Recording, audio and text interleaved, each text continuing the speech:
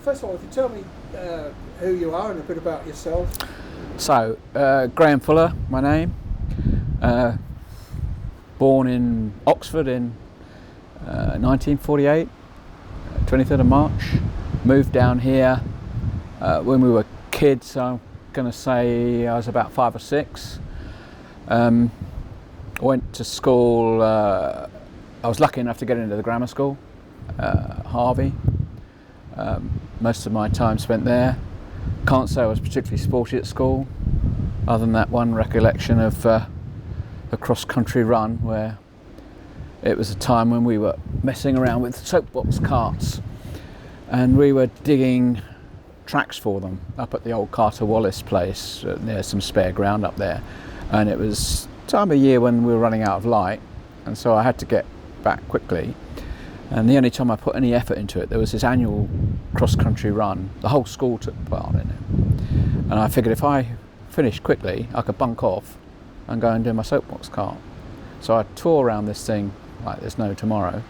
Ended up, I was first all the way around until 300 or 400 yards from the end, when the more accomplished runners, shall we say, came past. And I think I finished about 6th. But and then I just shot straight off. But that asked the maths teacher at the time who used to do the sports, or was I interested in being anything else other than in the spares, which is where I normally spent my time. I said, no thanks, I'm fine, I just wanted to do this. So I was never really that sporty. There wasn't conventional stuff, football, things you get at school, cricket in the summer, football in the winter, and that was about the sum of it. I had no interest in it at all. Why, going back a bit, why did you move down from Oxford in the first place? I think my father came out of the RAF in the war. He was a aerial reconnaissance. He used to kit all the Spits out with cameras to. I think they photographed half of Burma. He was in India, came back, and he just got a job down here working for a photography outfit. It was either Lambert Westons or Hawksworth Wheeler, I can't remember which, one of those two. There were only 2 at that time. He came and worked for them, got a job down here. He'd married my mother, she's an Oxford girl, and they came down here for his work. He didn't stay long doing that, set up himself as a freelance, and operated out of originally, when we first moved here, we were in Cheriton at Risborough Lane, and then he opened a shop in Tontine Street. This is number 73, was there for many years, mainly a jobbing photographer, everything, weddings, births, marriages, deaths, that sort of thing. In those days there was a lot more activity in Folkestone, a lot of conference trade, there was a lot going on here, so there would be newsworthy events happening, lots to photograph. Channel swimming, classic memory, talking of as it's local and sports. He used to cover the channel swims. They used to take me on them occasionally. They always used to be in the 50s, run from the outdoor swimming pool. There were quite a few little things like that. Easter Hockey Festival was a big deal. A lot of teams down here for that. So he'd be doing photography? Yeah. Following, for whom? What? He'd either be doing it for the organisers of an event or the local newspaper, or he'd be working for one of the Fleet Street outfits, you know, Sketch, was it the Sun, Sketch, Mail, yeah, there was the Mail, Telegraph, so he'd work for them. It's something that I ended up doing myself, more by just falling into it than any judgment. I ended up working for the local paper. What happened, they decided they didn't want to pay for freelance rates, figured if they took somebody on it would be cheaper, so they needed an apprentice. I was just in the process of leaving school, it was around 66, and I got a job on the Herald working there, so I ended up did a 5-year apprenticeship as a photographer, and he carried on with his business. He was not particularly well, had arthritis, had a bit of a heart attack, and then his health was deteriorating. So in around 1970, I left the Herald and went back to work with him and sort of carried on developing the family business as it became. Was he in any way sporty?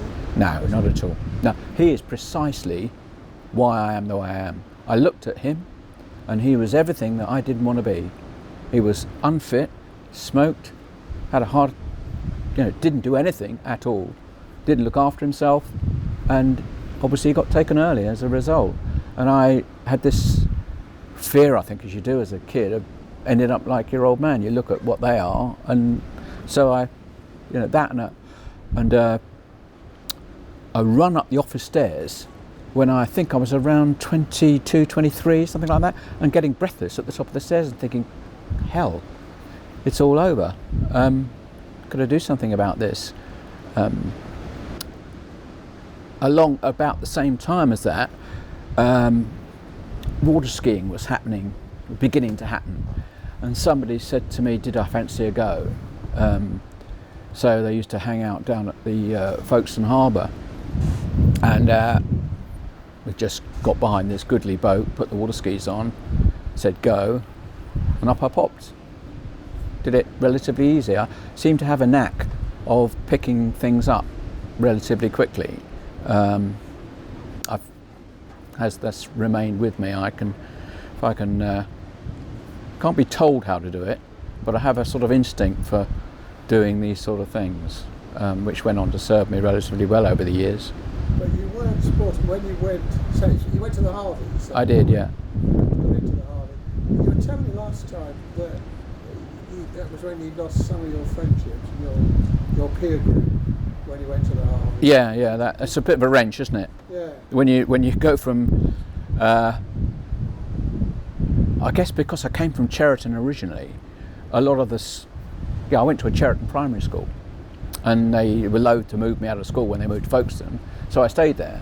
So I used to pedal from Folkestone over to Cheriton to go to primary school, and most of my friends were all souls in Cheriton, and nobody from my year went to this goodly grammar school. I was a bit hacked off, to be honest with you. I didn't. You don't realise. Nobody tells you when you're a kid what you're supposed to do and what you're not supposed to do. You don't know anything about class, professional, non-professional, white collar, blue collar. None of that. Nobody tells you what you're supposed to do. I was offered a scholarship at Dover College. Didn't want to go all the way to Dover because it would interfere with my playtime. So most of my life has been about playing, really, and an adult word for playing is sport. So I would be seeking out ways of basically having fun and getting exercise at the same time. So how did you get on initially at the grammar school? You say you weren't sporting. What sort of things did you do? I went into the grammar school in the A stream and proceeded to go down about every grade there was. And I think I ended up in the C stream or whatever. I think what does it say? Lacks application. It says on the school report. It's a funny thing, intelligence. It's gauged differently by different things. I've got quite a logical mind to enable me to do these IQ puzzles that they used to give you back then, the logical sequential stuff. I could do those all day long. If that was a judge of your intelligence, I've got an IQ of 166. It's absurd. The reality is I haven't got the ability to retain stuff if I can't be asked to retain it. If I'm interested in it, I'll tell you everything. But if it's something I'm not particularly interested in, I'm not going to take it on board, really. So you get on with your life of whatever it is. Life is generally problem solving. Right. Whether it's how to make money, how to enjoy yourself, how to engage with girls or engage socially. It's generally about solving a particular problem, which I've been relatively adept at over a period. Did you do any team sports? No. Did you get into sports? Turn it around the other way. What happened? The water skiing thing developed into a competitive streak. They used to do races on water ski. There was a guy locally, a guy called Steve Walker, runs Walker Brothers, and they had a cross-channel race, and he did this, him and another guy called Mick Wire, they did this channel race. They raced across the channel, and I thought, wow, that's interesting. So the next time it happened, I teamed up with a gang of guys and did it. We raced this channel race, and then we just got into racing on these water skis. Turns out it's actually quite a tough thing to do. So in order to do it, you end up training for it. And one of the things that we used to do to train was play football. So I used to live up in Capel in that era. I'd run down from Capel to Radnor Park. We'd play football for an hour or so, and then I'd run back up to Capel again. You know, became quite fit. Not because I set out to become fit, I just set out, the fitter you are, the longer you get to enjoy yourself doing whatever it is you're trying to do. So from that moment to now, I still spend most of my time trying to stay as fit as possible in order to pursue the things that I want to. But it was cross-country running then, you said. That's really when you started. Do you think that was because it was a means to an end, wasn't it? Yeah. It wasn't because I wanted to be a cross-country runner. Running is the most boring thing you can do. I'm still doing it now. Every morning at the minute I go running. It's tedious and extreme, but it's good aerobically. It keeps everything going. It's one of these things, great when it's finished, and you feel better for it. So yeah, cross-country was just, why was it? Endurance, I think. I've got a bit of an ability to dig deep, you know, go on a bit longer than perhaps your average person. No idea why, just happens to be there. Don't think I've got particularly high pain. I've got a higher than average pain threshold. Right. So, you know, I can endure things that are tedious. Did you ever get noticed for cross-country? Sorry? Did you ever do it competitively, cross-country running? Did you get picked for a team? No, never, I never did it. No, never really competitive at that. Even now, I've done the odd 10k, but not competitive. I've had the odd bet. Guy from Carlsberg that I work with bet me running around this lake up in the Midlands somewhere. Bet me if he could thrash me around this thing, and you know, so I might do it as a. Oh, and pissed up down at the sailing club. There's a guy down here, one of the young kids that turned along, really good runner, ran for Kent, Steve Avery, and we'd be drinking, and then he'd bet me he could beat me to Saltwood and back. So drunken things like that maybe, but not as a serious thing, no. So as you're coming to the end of your time at Harvey, what were you thinking of doing? What were your plans at that time? I think I was, for some obscure reason, I was going to be a dentist. I decided that, God knows why, but anyway, I didn't. I don't think. I'm never really a strategic thinker. I'm sort of a tactical person. I deal with what's going on at the moment and make a decision there and then on. There's a job coming up at the newspaper. Do you want it or not? Well, I'll go for it. I'll interview. So I went to the interview for it and did that. It was a means of earning money. Fundamentally, you need money. So you know, you have paper rounds and grocery rounds and whatever, you're ducking and diving to keep money in your pocket. So it was a way to a wage. Were you still supporting? Were you still working with your dad? No, that didn't come till later. No, the chronology of it was school, apprenticeship at the newspaper working. Then I went to work with my dad. Right. Then we went along the same lines that you did, into graphics, printing, art shop, artist suppliers. We had an artist supplier shop in the high street, and we did all that. Which, by working for yourself, if you wanted to go out and do something, practice, go water skiing, windsurfing as it happened when that came along, you had the time on your hands and the ability to finance it if you needed to, because you're working for yourself. And a lot of people in the sports that I'm involved with, they're all kind of independent guys that, you know, have their own businesses, work for themselves, work in the trades, or like yourself, do, you know, graphic guys, advertising people. You know, it's a world of independently funded and minded people. They're sort of what became action sports as it historically went into. So how did it start then? How did was it windsurfing first, or was it Well, skiing? what happened? My hobby was kind of water skiing, and I did 3 or 4 years chasing this national championship that there was at the time.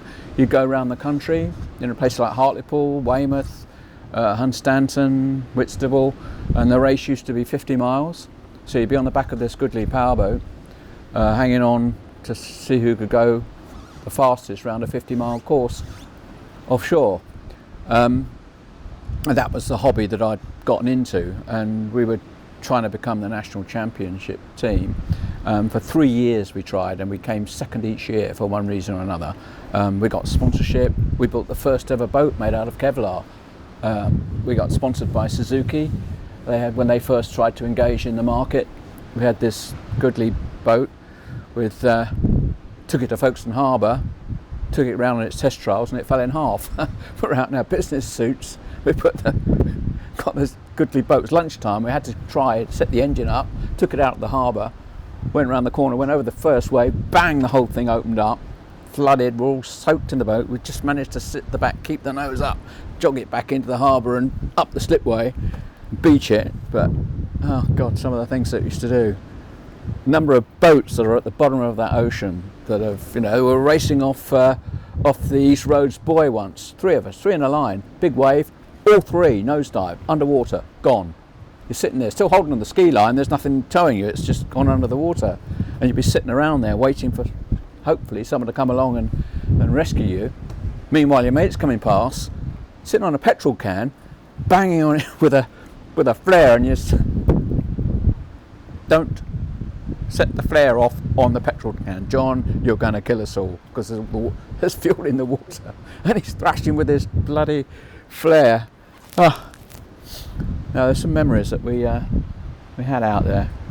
So can you identify the point where you first became aware, when you first did your first water sport, and what led into that? Okay, as you're a journalist, so you get to see things. You are photographing and reporting on things. I was a photographer, but lent towards, I was quite a good copywriter as well, so they'd inevitably send me out to write, because the reporters are lazy. They don't want to go anywhere. They want to sit at the typewriter, do it, smoke, whatever. So I have to go because I've got to take a picture. You can't do a pickup on a picture. So you go out there, take photographs, and you see things. We had Lord Snowdon down here. What's his name? Anthony Armstrong-Jones, as he was. And he was in a water ski race. And I had to take photographs of it. So you see all this sort of stuff going on, and you can't help but think, oh, fancy that, So, things like that would trigger you. And first, I think we bought a boat, took 4 of us, clubbed together and bought this thing. We bought a boat with an engine on the back, did that. And then discovered the competitive nature that I have from this water ski racing. And there was so many things that you see around. And there was a lot going on in Folkestone. Folkestone's not like it is now. Folkestone in those days was a real major place with stacks happening, stacks. There was always something going on. We had so many hotel beds here, we had conferences happening all the time. There was a lot happening in this part of the world. And you reported on it. And you're reporting on it with a view to making money by selling your photographs to the newspapers.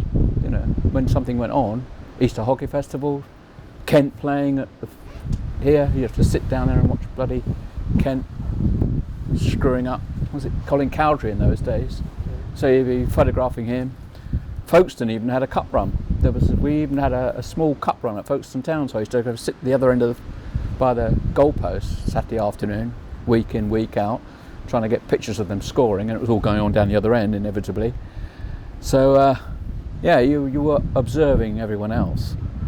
So you tend to think, when I left that and moved more to freelance with my father, the type of business we were doing changed a bit more. We were more commercial, doing things like product photography and things that could wait. So your mind obviously turned to your own leisure time. And we're entering into a period of the 70s when you were getting a bit more leisure time anyway. There was a bit more emphasis on you doing things. The whole scene was different. There was also a water ski community down here, which this has always been, as you probably know, a drugs capital. And there was an awful lot of go-fast boats going across between Folkestone Harbour and Amsterdam, bringing drugs in, and it was all going on in the Folkestone High Street. And there was like a revolution down here in the 70s when they brought this new police guy down, Inspector Borley. So we were photographing these guys turning police cars over, and on the one hand, and then you'd see what they're up to, what they're doing for fun is water skiing. And so there was a double-sided element to the whole water skiing scene here. There's people who were genuinely down there just for the fun of water skiing, but there were the others as it was a cover to have a very great go-fast boat to bring stuff over from Amsterdam or wherever they got it from. There was an awful lot of that. It's a big smuggling area, this. Or it still is. It's still people coming over in light aircraft and dropping stuff out of planes into Limage Forest and the like. There's always stuff like that happening here.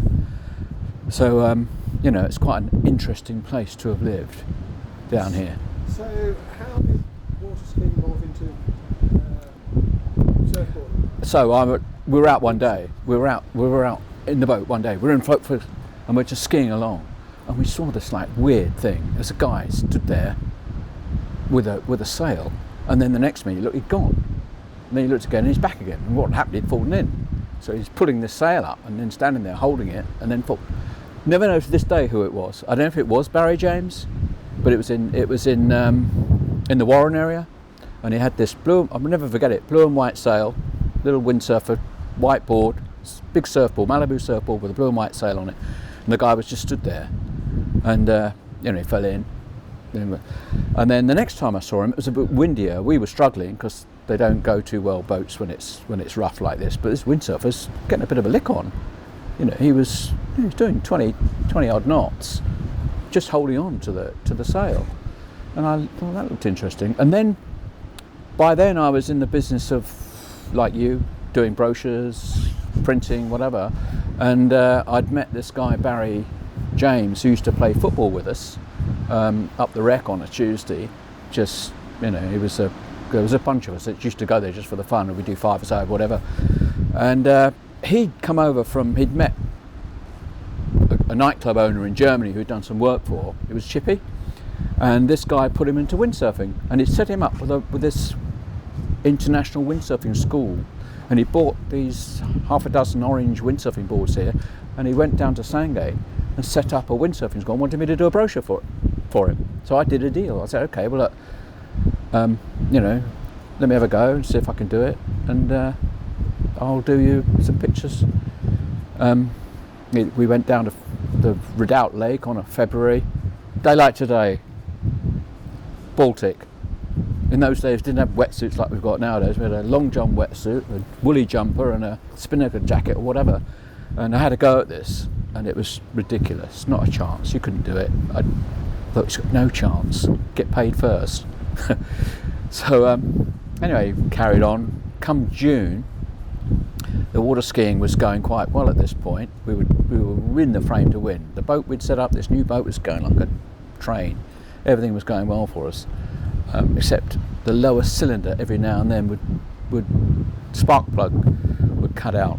And anyway, so on the one hand that was happening, and then I went down to Sandgate to finish off this brochure. He wanted some pictures in June, and I had another go. And this time he said, well look, when you pull the rig up, you pull it across you like that so that the mast hits your knee down here, and then sheet in.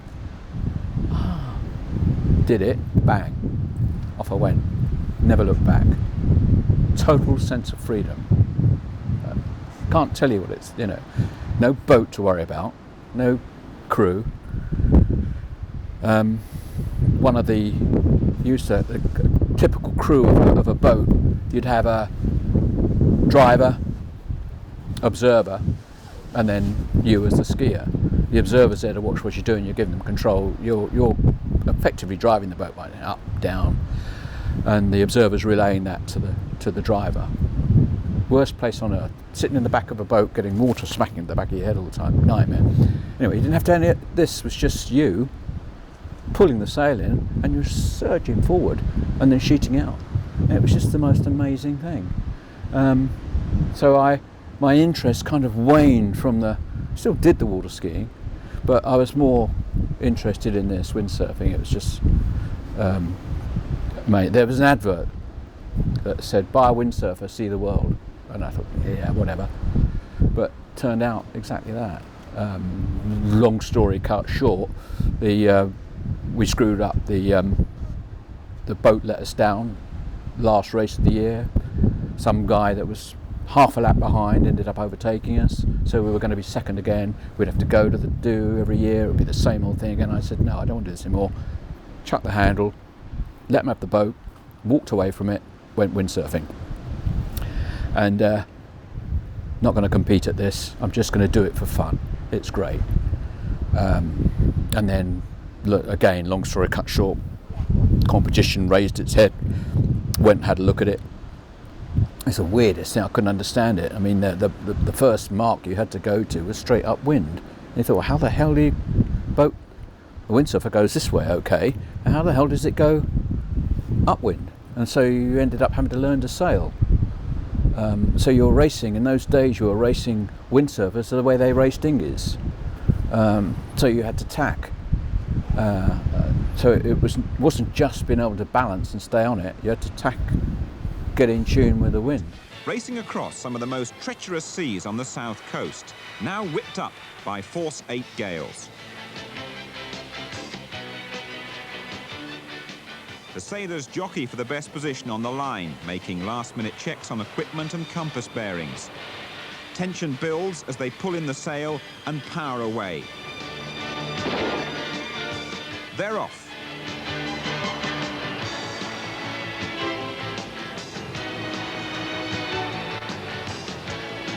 Ben Oakley and Justin Taylor from Hayling Island chase the Frenchman Mark Newberg, the '79 world champion. He takes an early lead. Mighty Mike Todd is hooked into the harness, his body weight taking the strain of the strong wind. Graeme Fuller, the oldest man in the race at 34, needs all of his experience to cope, while Brighton's Chris Jackson finds the going tough. Ben Oakley challenges for the lead, going through the roughest part of the course, just off the Needles. As Guy Farrant takes the drop into a deep 15-foot trough between waves, absorbing the shock with his knees. Diminutive Mark Newberg takes on the power as he eases into the calmer seas of the Solent.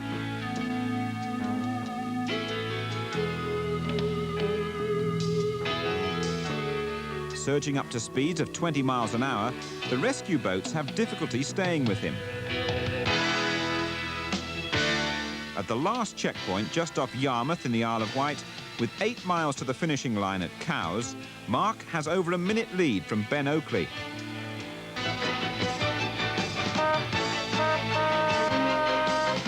Mark just makes it and falls exhausted onto his board.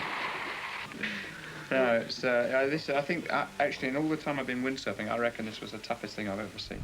It's racing sailing is the most amazing thing. You know, today, even now, today, last weekend, this weekend, I still do it. It's completely hooks you. It's like playing chess, because you not only doing whatever you're doing, whether you're windsurfing or nowadays I sit in a dinghy doing it, but you've got to be in tune with the wind. It changes direction, and if you can tune your tacks with the way the wind changes, you shorten the course. It's almost like cheating. It's almost like cutting out a buoy, you know, and I was relatively quick to pick up some of that using the waves. You know, if you can surf down a wave, you go faster. And I ended up having a knack for it. I was really fit too from all the water skiing. I was relatively small, but quite strong, and I was able to, in those days you weren't allowed to hook in, you didn't have a harness. Nowadays they have a piece of rope and you hook in, you can lean back against it. In those days they weren't allowed. You sailed all the way around with this thing, all the way around the course, and there was no harness or whatever. And you know, I ended up doing really well at it, and it changed my life. So this was the early days of windsurfing, then, wasn't it? Yeah. How important Yeah. was Folkestone to that? I mean, was that a significant? Well, it was significant in as much as Barry Sandgate was the first windsurfing school in the country. There wasn't anything like this. And there was another guy called Mike Lingwood who had a dinghy sailing shop in London called Racing Sailboats at the time. And he had done a deal with the representative of Ten Carter Fabrics, who made the sails for Windsurfer, and they were the Dutch conglomerate that had the task of distributing the Windsurfer, which was an American product, but they had the license for the whole of Europe. So the guy that was running it hadn't got a clue what it was or what he was talking about. Mike Lingwood, on the other hand, did know what it was all about, and he was going to distribute it. Commercially, windsurfing, and thanks to this guy's initiative and his marketing ideas, he put a margin in place, 30%. Up until then, if you look even now, the dinghy market, the marine business is generally vertical, straight from the producer of the boat direct to market. There's nothing in between, and the margins just, he gets it all. And so the result of that is he doesn't really distribute it very far and wide. So Lingwood's idea was to set up enthusiast-based shops, schools around the country, and he set up the very first network of owner-occupier shops that you could learn to windsurf, buy the board, and then there were other bits with it, wetsuits and whatever, that all came along afterwards, and that formed the basis for a whole generation of new action sports stores. Barry was the first down here, and he was the first school. His job, he would go and train the instructors how to teach. So he was like a super instructor, and they were the IWS. There'd be one here, one down in Hastings, one in Eastbourne, and around the country, these shops. But it was from this part of the world that it spread out. Mike Lingwood, his parents lived down here, so the connection was Barry James, Mike Lingwood, who, although he operated up in London, a lot of them came to this. They were at the sailing club, sailing Scorpion dinghies in those days, and 505s. But he hit on the idea of making certain that instead of like lasers would offer you a 16% discount, it's nothing you could live on. He made certain there was a 30% margin in place that was enough for somebody to earn a living out of. So you could sell enough to actually make, worth investing in yourself. And make the take up on it? How it did become very big. Yeah, thousands were sold. It got in the 80s, it was massive, all through the 80s, hundreds of thousands. There were even in the 78, 79, I suppose 78 was the year it sort of took off. It had been around since 72, 73. So 72, 73, 74, 75, 76, it was not much going. But after Lingwood set up the chain of shops, they quickly had 30 or 40 people. So you had 30 odd shops, suddenly got 30 more people, and it was going exponentially. And then other brands came in. There were other brands of windsurfer. There was the original windsurfer, but then there were other different makes and manufacturers. They all set up distribution chains, not always selling through the same shop. Lingwood's was trying to do if you sold windsurfer, you couldn't sell anything else. So immediately another shop set up with another brand. So there were two different, and then there were 5 brands, and they were licensed by Schweitzer, who invented it. It became very big. The race, I think I had 500 people in a race. It's a lot of boards. There were you did hundreds. Start lines, 200 start line long. Hailing 79, it was just everybody that had anything to do with sailing were trying to get involved with it, because they could make sales, aftermarket sales. They could, there was quite a lot of money to be made. It was quite a good, I've had a very good living out of it, as it turned out. Was there a magazine? I set up a magazine. I set up a class association, as it was in those. They had class magazines, and then I kind of while this was going on, again we had this chat, the graphics world was going through a revolution. Computerization of graphics was happening. In '78 I bought my first electronic typesetter, so you could sit, it wasn't WYSIWYG, but it was, you could at least see a line of type as you were typing it, and your control commands on it, so when you hit return you knew what you were going to get. Whereas before that it was all a little bit guesswork. And the whole thing was printing was being revolutionised. It was from rubbing down Letraset, you were doing it on electronics, as you know. So I was able in, I'm going to say, I think it was 1980, I think it was 1980, I launched this magazine called Windsurf, which literally typed it myself, made the plates, went downstairs and printed the bloody thing, collated it all in our print shop, did it all, the whole thing. You wouldn't think of doing it now, but you're so enthusiastic then. You seemed to have more time than you have these days. It was just, so the first Windsurfing magazine got produced here locally. And we did all sorts of things, exhibitions. We set up an exhibition up in London from here, ran that from here. I formed a bit of a partnership with Barry, and we set up a windsurfing company, windsurfing exhibition that we'd have London Horticultural Hall, and then it was in the Alexandra Palace, and it was good times. Did you get any support from anyone in Folkestone? From the corporate side? No support from Folkestone. You know what Folkestone's like. It's a shame. I mean, it's a fabulous place here. It really is. If you look at it from a European point of view, forget Brexit and EU and whatever, that wasn't a thing back then, but you are in the centre of Europe. We were bringing containers of windsurfing boards in. I went on to be in the windsurfing business, and we were bringing in lorry loads of windsurfing, and of course they dock at Dover, and so from here the communications have always been better. It's been better to go up the A20 than it has been going up the A21, where we were based in Hastings at one point. The communication between here and London, here and Paris, it's a central point. Had somebody had their head screwed on around here, they'd have had international exhibition centres based around here. There's so much you could have done here if somebody had their head screwed on. As it is, you've got poor old Roger has done his best to make the place, drag it into something. He's decided to make it a creative area, which is, it always was. There was an art school here. There was an art college here. I went to the art college locally to learn to become a graphic artist. And there was always a studenty scene here. It was always a big, a lot of London School of Economics guys would come down, but the art people would come down here. It's always had that sort of arty feel to it. We had a massive art shop selling lots and lots of artist materials, rather than have to traipse over to Canterbury and get it. So was there a big scene for people, you were in the business of it, were there lots of people actually doing the sport?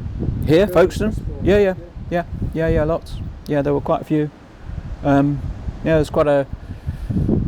You didn't have the weather forecast you had these days, so you just spend a lot of time sitting on the beach waiting for the wind to come up. So there would be a gang sitting down at what we used to call Wanker's Point, but it's down by the Seabrook filling station. There was always a gang there. There was here. There's quite a lot at this club.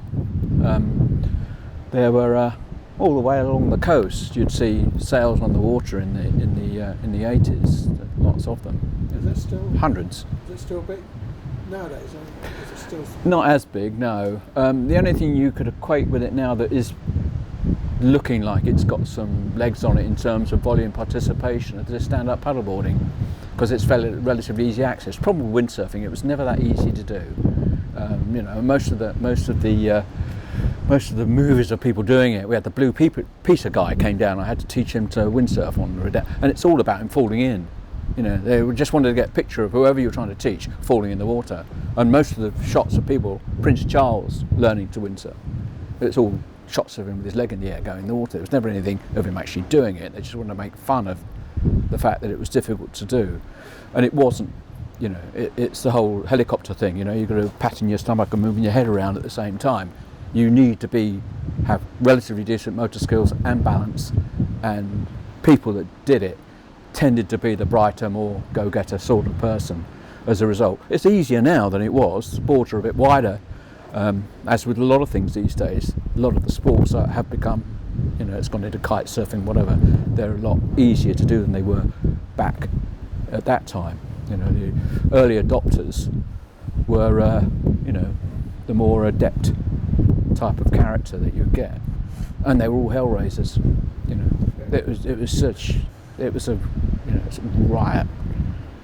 You'd have meetings, regattas and things. It was just so going back great to time. Originally you were saying it's the sort of personality thing that you have a risk person, acceptance of risk personality to do those kind of sports that you've done. What sort of personality do you think you need to do what you've done? I did.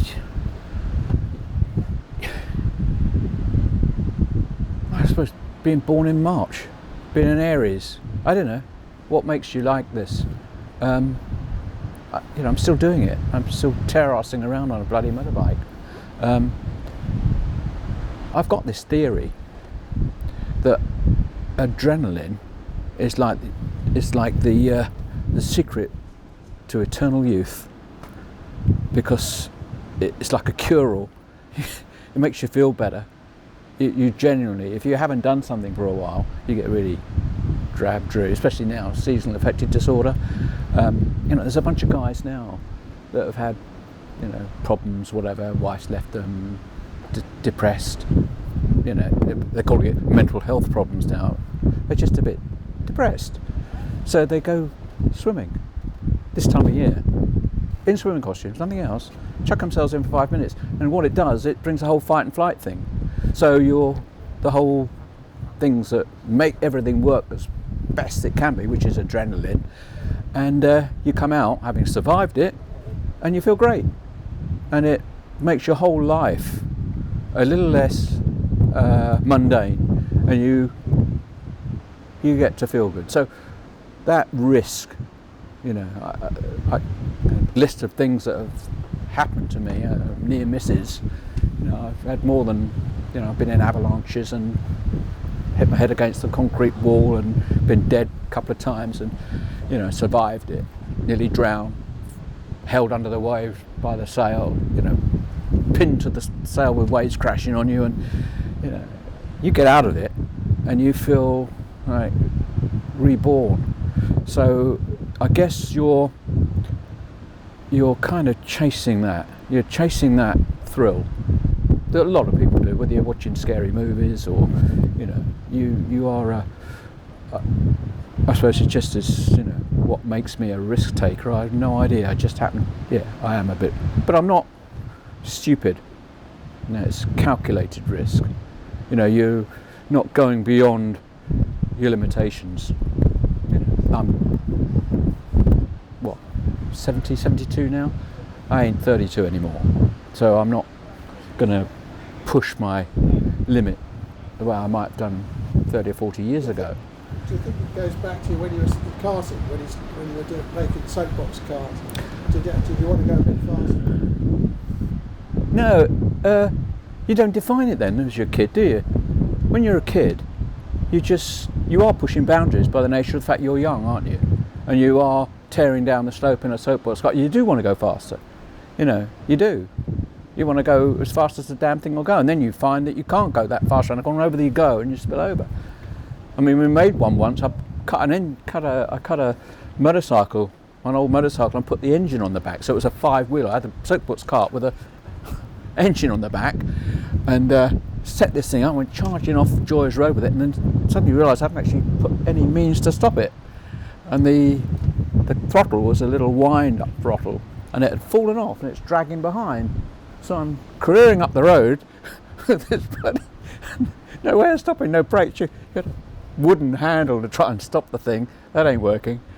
And I had no alternative. I had to go up and just crash it into a tree, because otherwise it was just going to go on and on, and I'd have gone into the main road, and God knows what would have happened then. But yeah, you just all kids were like that. it wasn't just me. You know, there were a load of kids doing stuff in those days. It wasn't just, you know, I'm not a unique person. It's just, I think I'm from that era. We were a little bit more left to our own devices. We'd be playing in the bomb sites. You know, Folkestone was riddled with bomb sites and places, shelters and God knows what. And parents were busy trying to make their way. There wasn't a lot else to do, so you just shot off and you made your own fun.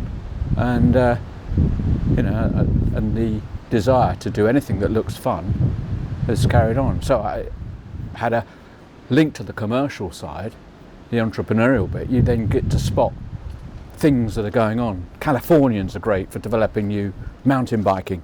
First time I saw a mountain bike, I thought, wow, this is what gears. You can go in the woods. And so I got this mountain bike, brought it back to England. It was, you know, there weren't that many mountain bikes. Well, there weren't any mountain bikes in England when I brought this thing over. And then that became a business, selling mountain bikes. Same with snowboards. The idea of a snowboard, which was the surfers were doing in California with a thing called a scurfer, and then the ski guys made a proper one with decent rails. And so snowboarding came along. So I brought snowboarding, and the business that I developed over the years was introducing these sports. So we went from windsurfing. What was the next thing? Oh, surf clothing and that sort of thing. We launched a brand. O'Neill was one of my brands. Marin, and then we split the business at the point when Marin came along, because it was a bit beyond my ability in those days to finance. Just have £1 million on the water bringing all these bikes over. So I brought the surf sales company as it was up here to Folkestone and left the original business down in Hastings with a guy called Derek Farron, who still runs it to this day, or his son does, Guy. They make a British bike called White. But it was windsurfing that was the first thing that gave rise to all these sports. Skateboarding, when that came along, all got sold through windsurfing shops initially.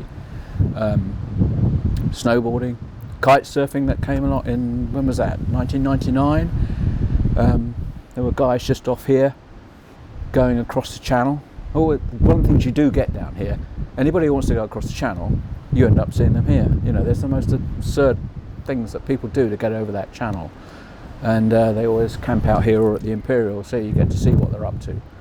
When I first saw kite boarding, wasn't with the blow-up kites you have nowadays. They were just using power kites, the Kellner brothers, and they went across the channel. Chris Calthrop, he just died recently, Chris Calthrop. That's the thing, everyone's dying off, all these early pioneers, and you know, some of them haven't made it. But yeah. Where's it going now then, do you think? Where, sort of now and into the future, what's next? Well, we like to try and keep people, the battle is to try and keep people off their screens and try it for real. It's an uphill struggle, but here they've got a lot of, you know, kids, people that can do it or have done it, whether it's sailors, windsurfers, kite surfers or whatever, they will try and guide their kids down it. I had 4 girls, but you know, they all learnt to snowboard, they all learnt to windsurf. They don't do it anymore because their eyeliner runs and their hair's a mess, but they can do it. So if they needed to at some point in the future with their own kids, they could pass it on. So it's not going to go away, but it's more and more difficult for any number of reasons. You know, just organising events, health and safety. You know, you can't just go and say, oh, we'll go and do an event, we'll do a cross-channel race. Can't do that now. French won't let you. You won't get insurance. It's just very difficult to play the sort of games that we did in this climate. You know, it's not as easy as it was. So coming back to your life in general, from school to now, how important has Folkestone been in all ways? Funny old place, isn't it? Why haven't I left? I think there are a lot of nice places to live. You know, I often flirt with the idea of moving up to Norfolk.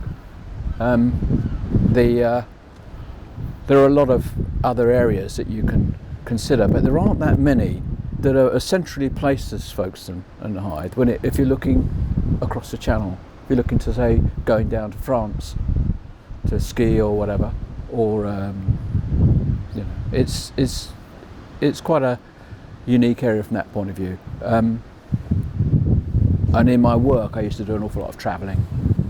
A lot. I was in the States a lot.